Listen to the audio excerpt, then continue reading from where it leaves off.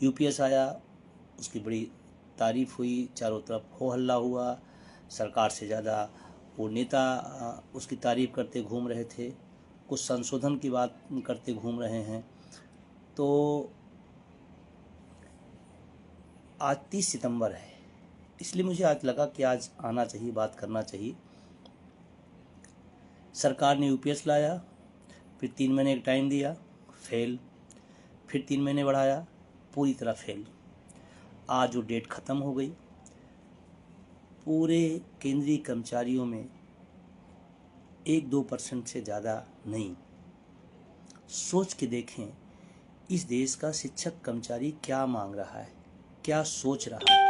मतलब इतने प्रचार प्रसार के बाद, और अभी लगातार उसका प्रचार चल रहा है। पता नहीं, हमको लगता है जितना प्रचार में पैसा खर्चा कर रहे हैं उसको बचा के ले तो ओपीएस मिल सकती है, उसी जो प्रचार का पैसा खर्चा हो रहा है।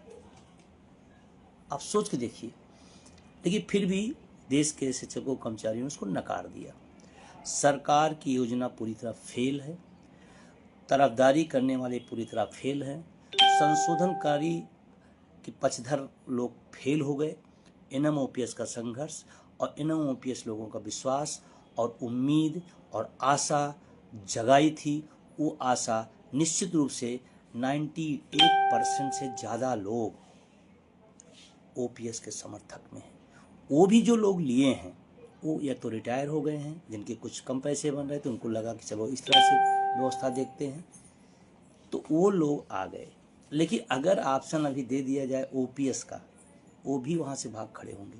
दुर्भाग्य है कि एनपीएस से यूपीएस में आप जा सकते हैं, यूपीएस से एनपीएस में नहीं आ सकते थे। लेकिन दबाव जब बड़ा, आंदोलन चला, आंदोलन खड़ा हुआ, चल रहा है, तो उसमें से एक संशोधन कर दिया गया, नहीं एनपीएस से यूपीएस में जा सकते हैं, यूपीएस से एनपीएस में आ सकते हैं। मैं बार बार कहता हूँ कि सरकार इतना पेन क्यों ले रही है, एक ऑप्शन और दे दे, ओपीएस। सारा फसाद, सारा झंझट, सारी तकरीरें, सारी बातें, सारी बहसबाजी खत्म हो जाएगी, जिसको जो मर्जी हो ले लेगा। अब एक ऑप्शन जब एनपीएस से यूपीएस में दे सकते हैं, यूपीएस में ना करने के बाद फिर दे सकते हैं, तो ओपीएस दे दीजिए। लेकिन आज मुझे खुशी इस बात की, मैं पूरे कर्मचारी सलूट करता हूँ, शिक्षकों को सलूट करता हूँ कि उन्होंने 10 आंदोलन करके जो मैसेज देते, वो यूपीएस को नकार के उससे बड़ा मैसेज दे दिया। सरकार दबाव में है, तनाव में है, और इसीलिए रोज़ संशोधन की बात कर रही है। रोज़ आज एनपीएस में ये कर दिया गया, आज एनपीएस जैसी यूपीएस कर दी गई, रोज़ आपको दिखाई पड़ रहा है। तो कभी कभी लोगों को लगता है कि नहीं नहीं, आंदोलनों का कोई असर नहीं। असर पूरी तरह है, तभी बात हो रही। अगर प्रेशर और असर ना होता तो तमाम सारे इस देश मुद्दे उस पर कुछ बात नहीं करता है। यहाँ रोज़ संशोधन हो रहा है, इसका मतलब आंदोलनों का दबाव है। हाँ, वो सरकार दिखाना नहीं चाहती, शो नहीं करना चाहती, क्योंकि जो काम अपने दरबारी और सरकारी संगठनों को दिया गया था, सरकार को उम्मीद थी कि ये लोग सब समझा ले जाएंगे, ये लोग मना ले जाएंगे, ये लोग अपनी मलाई खाते हुए दूसरों को कड़वा पिला ले जाएंगे, वो हो नहीं पाया। तो सरकार भी असमंजस में है कि अरे इतने बड़े बड़े यूनियन, इतने बड़े बड़े नेता जिन पे मुझे उम्मीद थी, वो नहीं यूपीएस का फॉर्म भरवा पाए, उनको उसमें शामिल नहीं करा पाए। ये एनएमओपीएस की जीत है, ये एनएमओपीएस उसके सहयोगी संगठनों की जीत है, अपने जो 7 लोग हैं उनकी जीत है, शिक्षकों कर्मचारियों की जीत है। और इसलिए आप सबको मैं बधाई देता हूँ। कभी कभी आंदोलन एक ही जैसा नहीं चलता कि आप रोज़ रैली कर सकते हैं, रोज़ आप धरना कर सकते हैं। आंदोलन अलग अलग तरीके से अलग अलग समय पे चलाया जाता है। यूपीएस को स्वीकार न करना ये बहुत बड़े आंदोलन का एक सफलता है, ये बहुत बड़ी सफलता है। और देखना आप, सरकार सांसद में है इस विषय को लेकर के, कितना सब करने के बाद क्यों नहीं समझ पा रहा, क्योंकि उसको अटेवा एनएमओपीएस सहयोगी संगठनों ने समझा दिया ओपीएस मतलब ओपीएस, ओपीएस मतलब सामाजिक सुरक्षा, दूसरी सामाजिक सुरक्षा नहीं हो सकती, इसलिए उसको बात समझ में आ गई। अशोक तिवारी जी मध्य प्रदेश से तो इस बात के लिए पूरे देश को मैं सलूट करता हूं आज के दिन, और ये हमारी बड़ी जीत है, बड़ी सफलता है। बस हमें देखना है यूपीएस की तरफदारी करने वाले, यूपीएस में संशोधनकारियों से थोड़ा सतर्क रहना है। ये बात आपको मैं जरूर कहूँगा, क्योंकि पब्लिक के बीच में यूपीएस की लड़ाई और सरकार में संशोधन का प्रस्ताव, दोनों एक साथ नहीं।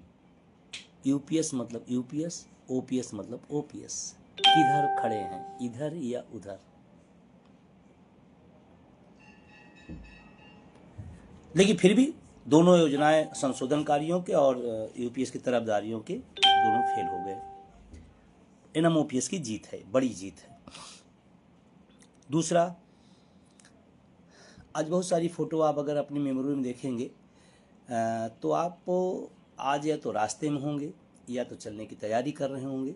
आज से 2 साल पहले 30 सितंबर को या तो आप रास्ते में होंगे या तो आप दिल्ली पहुंच चुके होंगे या तो आप तैयारी में होंगे। 30 सितंबर 2023। ऐसा मैं क्यों कह रहा हूं? क्योंकि 1 अक्टूबर 2023 को भारत नहीं पूरी दुनिया के ट्रेड यूनियन के इतिहास की सबसे बड़ी रैली दिल्ली के रामलीला मैदान में आपने करके दिखाया। तो निश्चित रूप से 30 सितंबर को या तो आप रास्ते में होंगे या तो दिल्ली पहुंच चुके होंगे या दिल्ली जाने की तैयारी थी 2 साल पहले 2023। तो वो भी अवसर आपका 2 साल पूरा हो रहा है। मैं उस बड़ी ऐतिहासिक सफलतम रैली के लिए भी आप सबको सलूट करता हूं, आप सबको बधाई देता हूं, क्योंकि उसकी दूसरी एनिवर्सरी है आज उस बड़ी ऐतिहासिक रैली की। तो वो भी आप बधाई के पात्र हैं, आपने करके दिखाया। लोग बताते हैं मेरा इतना बड़ा संगठन है, लोग बताते हैं मेरे इतने बड़े लीडर हैं, मेरे बताते इतने बड़े लीडर हैं। बताने और लिखने से नहीं होता है, जमीन पर उतरने से होता है। और अटेवा एनएमओपीएस उसके सहयोगी संगठनों ने जमीन पर उतर के उस ऐतिहासिक क्षण को दिखाया है। तमाम हमारे जो इस आंदोलन के विरोध में हैं वो भी फोटो लगाए उसी की घूम रहे हैं, वो भी वही फोटो लगाए घूम रहे हैं। एनएमओपीएस की फोटो लगा के लोग नेता बने घूम रहे हैं। ठीक है, नहीं है आपके पास तो यहां से ले लीजिए, कोई बात नहीं।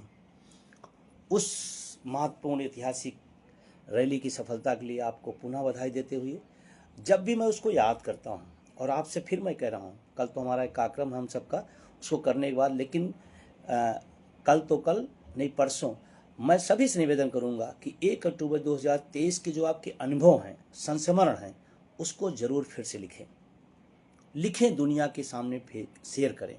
लोग जाने कि अटेवा एनएमओपीएस उसके लोग कितनी लड़ाई, कितनी बड़ी बड़ी लड़ाइयाँ ओपीएस की बहाली के लिए किए हैं। सिर्फ बात नहीं की है, सड़कों पर मैदानों को जाम किए हैं। इस दौर की सरकारों से आंख में आंख मिला के बात किए हैं और लड़ाइयाँ लड़ी हैं। तो मेरा निवेदन है कि आप जरूर अपने 1 अक्टूबर 2023 के संस्मरण को जरूर लिखेंगे, शेयर करेंगे। आपके जो भी अनुभव हैं आप लिखें, उसके बारे में आपका जो यहाँ से लेकर, घर से लेकर के वहाँ तक का और वहाँ से लेकर लौटने तक का जो भी संस्मरण आपको अच्छा लगा हो वो आप जरूर लिखेंगे। ये मैं उम्मीद करता हूँ आपको अच्छा लगेगा, आपके लिए एक मेमोरी हो जाएगी। ये घटनाएं, ये दिन, ये पल, ये क्षण रोज रोज नहीं आते हैं। और अटेवा एनएमओपीएस ने अपने ही रिकॉर्ड को अगली बार तोड़ता है, दूसरे रिकॉर्ड पहुँच ही नहीं पाते हैं, तो अपने ही रिकॉर्ड को हर बार तोड़ के अगला बड़ा रिकॉर्ड बनाता है। और अगर हमारी मेन थीम की मीडिया उस कार्यक्रम को दिखाती तो भारत नहीं पूरी दुनिया की विशालतम रैलियों में उसका नाम होता। दुर्भाग्य से हमारी देश की मीडिया को पता नहीं क्या हो गया है, शायद सत्ता की मलाई बहुत बड़ी है, जनवादी सवाल को पीछे छोड़ दिया जाता है। और मीडिया के दर्द को मुझसे ज़्यादा कोई नहीं जानता इस देश में, मुझसे ज़्यादा कोई नहीं, क्योंकि इस आंदोलन को कैसे दबाया जाता है, कैसे उसको निगलेक्ट किया जाता है, मुझसे ज़्यादा पीड़ा किसी के पास नहीं। गली का कुत्ता, मैंने दिल्ली के रामलीला मैदान बोला, गली में कुत्ता गिर जाता है तो ब्रेकिंग न्यूज चलती है। लाखों लाख लोग जिधर थे उधर चैनल किधर थे। लेकिन फिर भी हमारी ताकत है सोशल मीडिया, हमारी ताकत है आईटी सेल, हमारे वो साथी जाबाज साथी आईटी सेल के, मीडिया सेल के जो भी हैं, मैं उन सब हो गया। समस्याएं ना हो तो जीवन क्या है। तो मैं कह रहा था कि वो मीडिया का जो रंग है, ढंग है, जबकि मीडिया का एक छोटा समय पैमाना जानता हूँ, न पक्ष न विपक्ष, जो सही उसको दिखाओ निष्पक्ष। इतना भी अगर काम कर दे तो शायद ही किसी राजनेता, किसी राजनीतिक रैली उसका मुकाबले आसपास नहीं होती। फिर भी चलिए, जो हुआ अच्छा हुआ, हमारे साथी तैयार हुए। अब मैं फिर कह रहा हूँ तो आपने अपने हथियार मजबूत करिए, सोशल मीडिया के अपने मोबाइल को मजबूत करिए, सोशल मीडिया के अपने प्लेटफॉर्म को मजबूत करिए, थोड़ी सी सक्रियता लाइए, एक दूसरे का सम्मान करते हुए एक दूसरे का कोऑपरेट करिए, एक दूसरे के अच्छी चीज़ें उसको शेयर करिए, तो इससे चीज़ें आगे बढ़ेंगी। और जब आपका मेन थीम की मीडिया आपको नहीं दिखा रही तो आपकी जिम्मेदारी बढ़ जाती है। और इसलिए इस बात को कह रहा हूँ कि चाहे रैली हो, चाहे महारैली हो, चाहे धरना हो, प्रदर्शन हो, उसमें एक रोल अदा करता है। ऐसे ही कल एक कार्यक्रम है, सोशल मीडिया का एक कार्यक्रम, 1 अक्टूबर अखिल भारतीय कैंपेन है, #no NPS, no UPS, only OPS, और उसके साथ एक हैशटैग और TT को लेकर के है, जो एक बड़ा संकट है पूरे देश के शिक्षकों के बीच में। तो दोनों हैशटैग एक साथ चलेंगे, आपके पास ग्रुपों के माध्यम से मिल गए होंगे, और उन्हीं को आप बस पेस्ट करिए और आप ट्वीट करिए। सारे लोग अगर अपने हाथ लगा दें, कभी कभी सोचते हैं लोग घर में बैठे बैठे हम नहीं कुछ कर सकते, ये दुनिया नए ढंग की है, आप घर में बैठे बैठे क्रांति पैदा कर सकते हैं। अगर कल आप सब सक्रिय होकर के घरों में बैठ करके, अपने कार्यालयों में बैठ करके अगर सोशल मीडिया का इस हैशटैग को आप इतना लंबी दूरी तक ले चले जाइए, अभी चारों तरफ चर्चा शुरू हो जाएगी, चारों तरफ चर्चा होगी घर में बैठे बैठे। और अपने हकों के लिए तो लोग पता नहीं किन किन मैदानों पे युद्ध किए हैं भाई, जान की बाजी लगाएं अपने हकों के लिए। हम घरों में बैठ करके उंगलियां नहीं चला सकते, तो फिर हक की उम्मीद आप बिल्कुल न करें। लोग तो दुनिया में दूसरों के लिए लड़ते हैं, दूसरों के लिए मर जाते हैं, परोपकार में अपना जीवन व्यतीत करते थे। ये तो आपका मामला है, आपका विषय है, आपकी लड़ाई है, आपकी बुढ़ापे की लाठी का सवाल है, तो आप क्यों ढीले हैं? तो इसलिए कल इसको बहुत तेजी के साथ, बहुत मजबूती के साथ, बहुत जिम्मेदारी के साथ इस कैंपेन को पूरा करेंगे, सफल करेंगे, ऐसा मैं आशा और विश्वास रखता हूँ।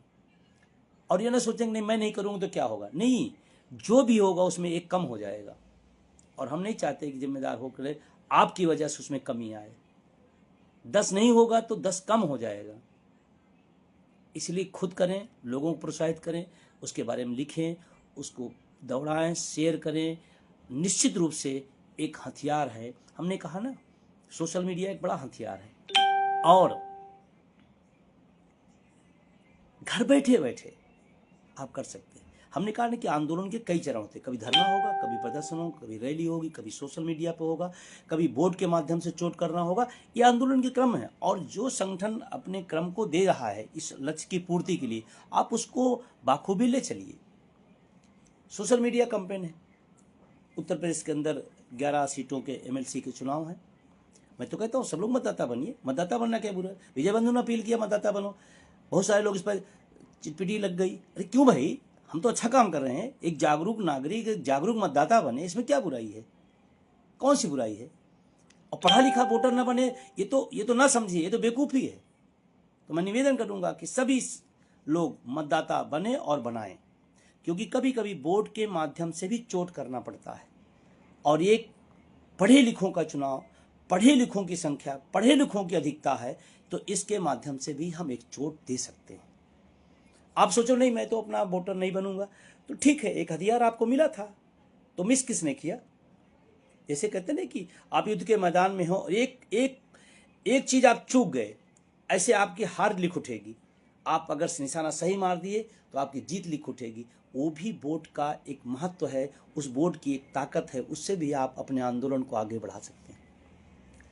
निश्चित रूप से आलोचना करने वाले करते रहते हैं, कब कौन से काम पे विजय बंधु की तारीफ किए लोग, आलोचक तो आलोचक रहते हैं, और होने भी चाहिए उनके काम। अगर आपके कामों की आलोचना न हो तो भी ठीक नहीं है ना।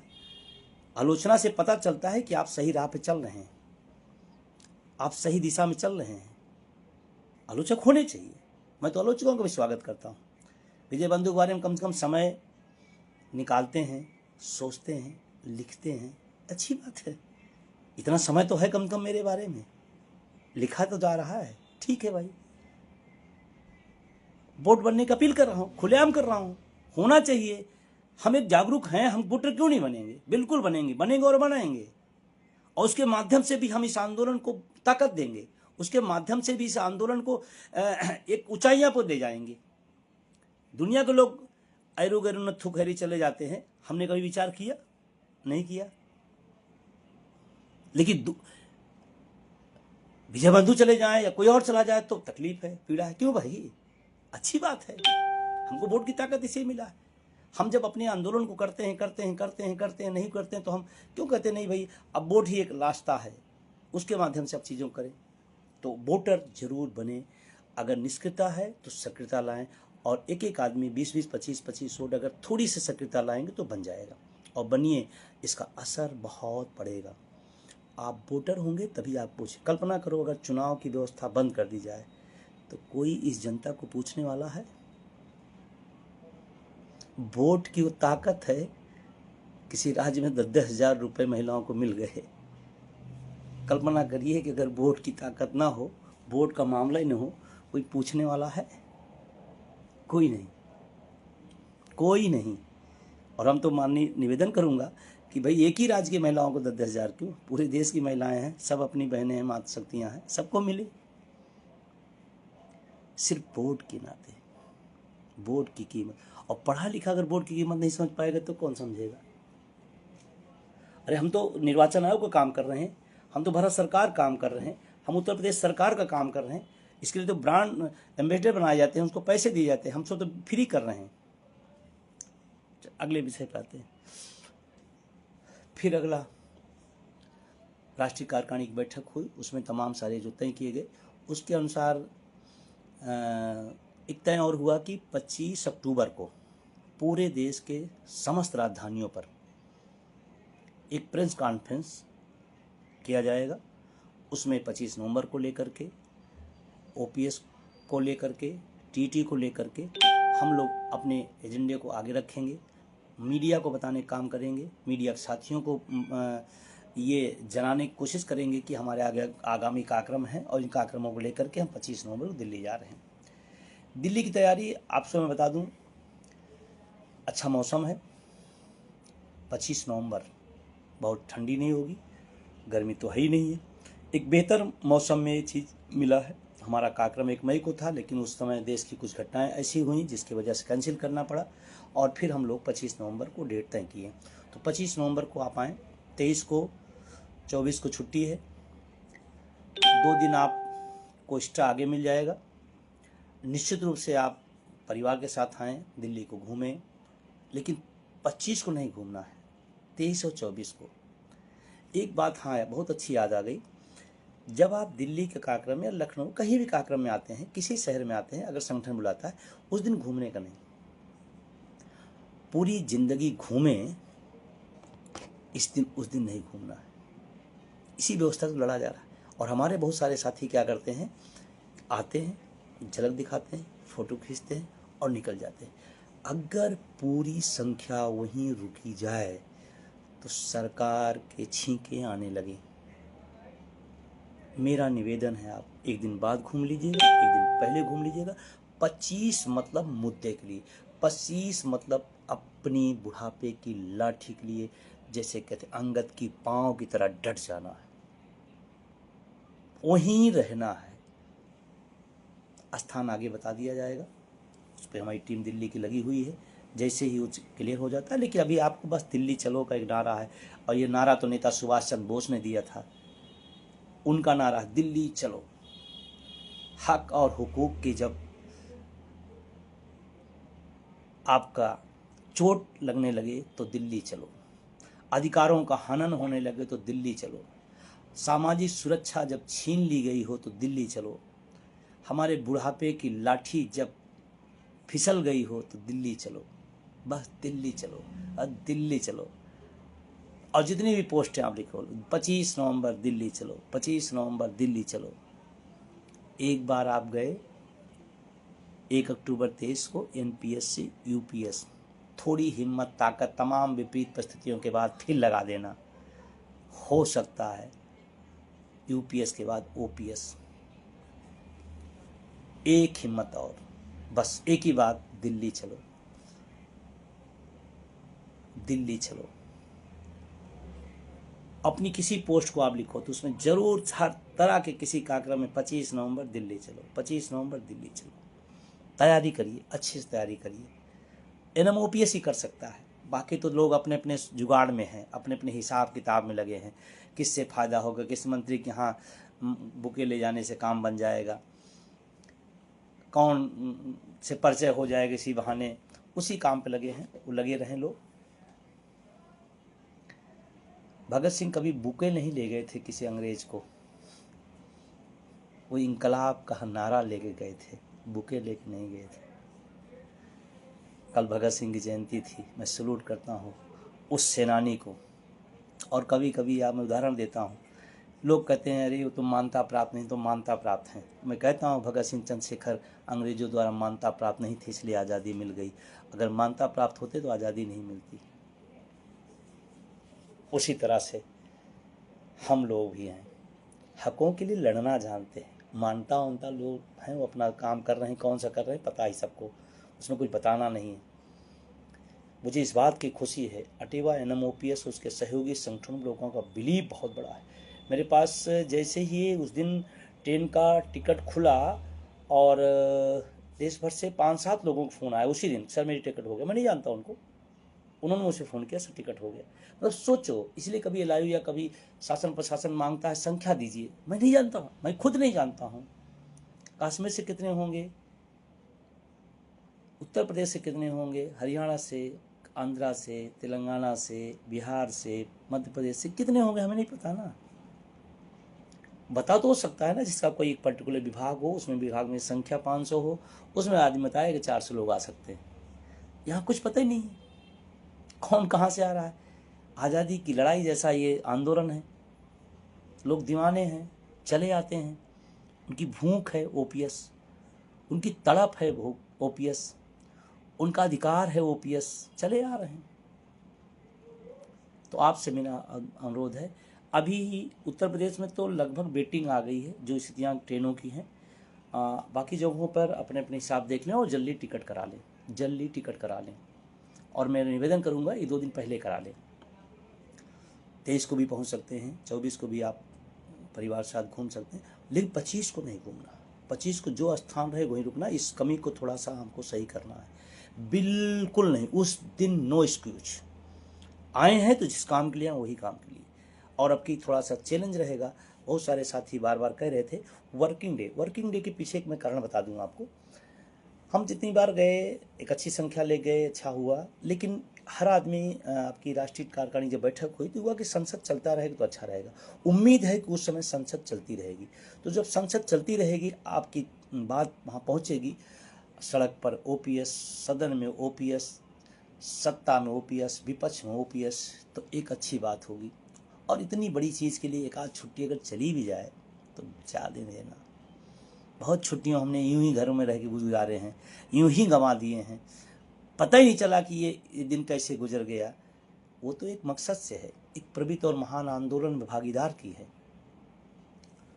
तो अभी से टिकट पर अपना जोर लगे, जो दूर के साथी हैं, जो पास के लोग हैं, जो ये दिल्ली के सराउंडिंग में हैं, अपनी गाड़ियाँ, बसें, जो भी जैसी अपनी व्यवस्था है उसको करें आप।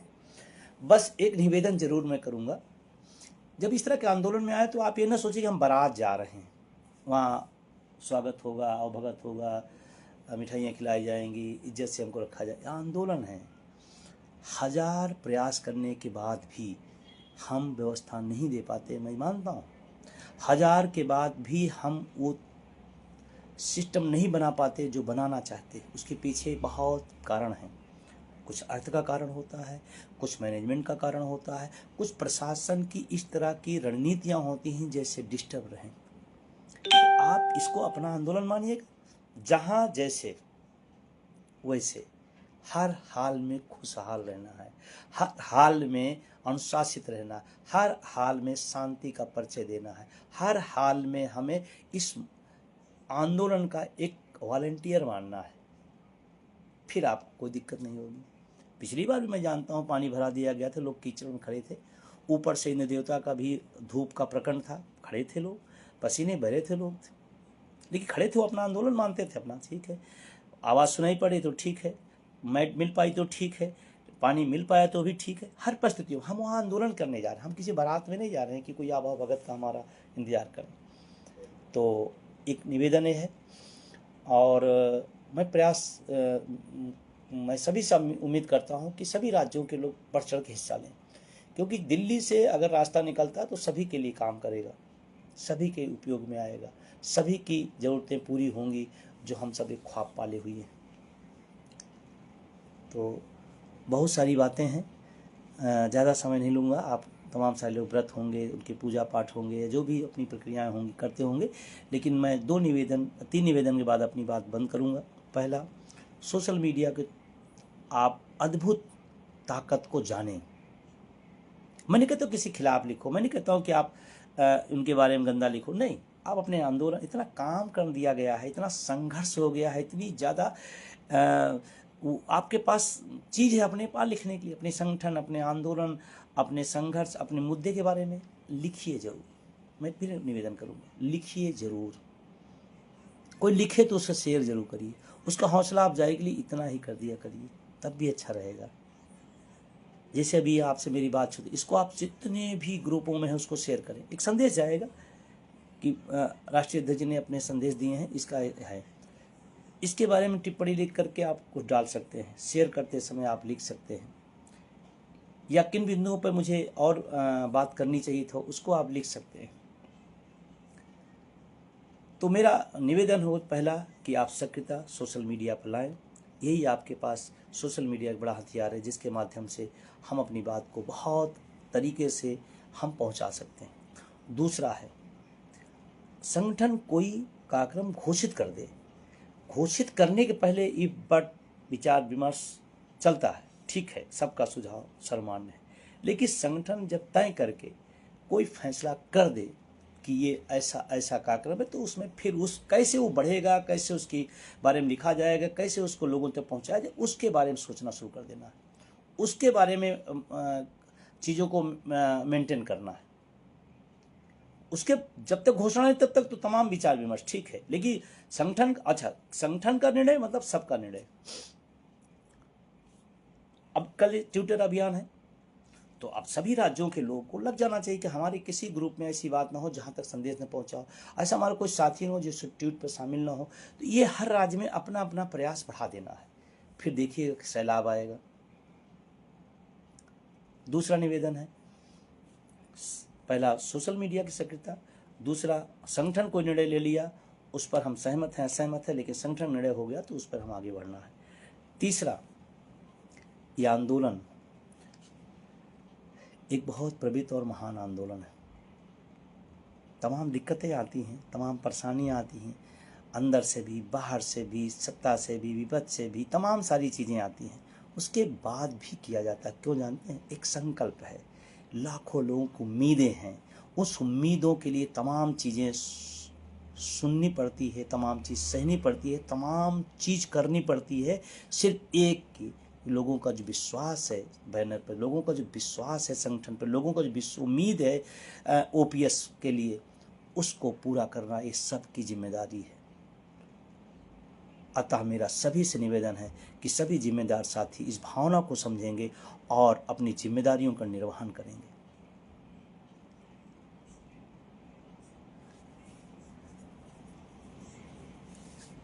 चौथा और लास्ट बात,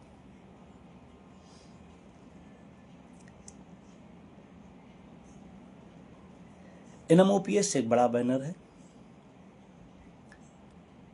निश्चित रूप से बड़ा आंदोलन है, लेकिन सबको पता है कि एनएमओपीएस जब अपना कार्यक्रम करता है तो लोगों के सहयोग से हो जाता है, लेकिन बहुत सारे लोगों से हम सीधे टच नहीं होते हैं, हम संपर्क में नहीं आ पाते हैं। तो मैं टीम से भी और राष्ट्रीय महामंत्री से मैं बात करूंगा, अगर इसमें थोड़ा बहुत रैली के लिए सहयोग करना हो तो आप स्वैच्छिक रूप से उसका मैं प्रयास करूंगा, कोई आपके पास सिस्टम पहुंचे और आप उसमें सहयोग करें। हमें लगता है कि थोड़ा थोड़ा सहयोग भी एक बड़ा सहयोग हो जाता है और जिससे कार्यक्रमों करने में थोड़ा सा आसानी होती है। हम राज्यों से तो अपने जो सहयोग हैं वो लेंगे, लेकिन पब्लिक कॉमन रूप से हम बहुत नहीं कर पाते हैं, तो उनसे भी निवेदन करूंगा कि वो अपने जो भी सहयोग होंगे, और ये बूंद बूंद से सागर भरता है, बूंद बूंद से ही समुद्र बड़ा होता है, तो आप सबका सहयोग आएगा तो अच्छा लगेगा।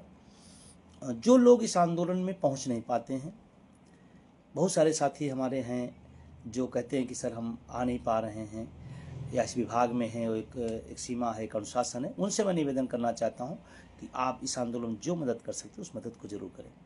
आंदोलन में हर आदमी का अलग अलग रोल है, हर आदमी के अलग अलग काम है, जो जितना जहां जैसे कर सकता है वो करे। लिखने वाले लिखें, गाने वाले गाएं, आइडिया देने वाले आइडिया दें, सहयोग करने वाले आर्थिक रूप से सहयोग करें, जो भी कर सकते हैं करें, क्योंकि छोटा छोटा सहयोग ही, चाहे वो तन का हो, मन का हो, धन का हो, वो बड़े सैलाब की तरफ पहुंच जाता है। तो बहुत सारी बातें हो गई हैं। पुनः आप सबको कल के कार्यक्रम के लिए सक्रियता के साथ जुटें, शुभकामनाएं हैं। और उसके बाद फिर 25 अक्टूबर को फ्रेंड्स कॉन्फ्रेंस है, अपने अपने राज्यों में उसकी तैयारी रखें और निश्चित रूप से दिन करें और एक जैसा पूरे देश के अंदर माहौल जाए। और 25 नवंबर तो हम लोग फिर से दिल्ली की तरफ आ रहे हैं और दिल्ली आएंगे, अपनी बात कहेंगे, माननीय प्रधानमंत्री से निवेदन करेंगे, भारत सरकार से निवेदन करेंगे, और जिन जिन चौखट पर इसका निवेदन करना होगा निवेदन करेंगे, अपनी बात मनवाएंगे और विश्वास दिलाते हैं, विश्वास रखिएगा। 4 राज्यों में पेंशन बहाल हो सकती है तो इस देश में भी हो सकती है, बस उस शिद्दत तक अपने को ले चलना है। बहुत बहुत शुक्रिया, बहुत बहुत धन्यवाद सभी का। दानिश इमरान भाई ने बहुत मेहनत किया, तमाम सारी ट्वीट भेजा आप लोग पास में, और तमाम सारे हमारे पार्वती विश्वकर्मा जी, मुनीश गंगवार जी, एक कुशवाहा जी हमारे MP के बहुत जोशीले साथी हैं, तमाम लोग लगातार लिख पढ़ रहे हैं। बस आज से एक नई शुरुआत करें कि रोज़ 10-5 लाइन अपने आंदोलन, अपने कार्यक्रमों के बारे में लिखा करें सब लोग। बहुत बहुत शुक्रिया, सबको धन्यवाद।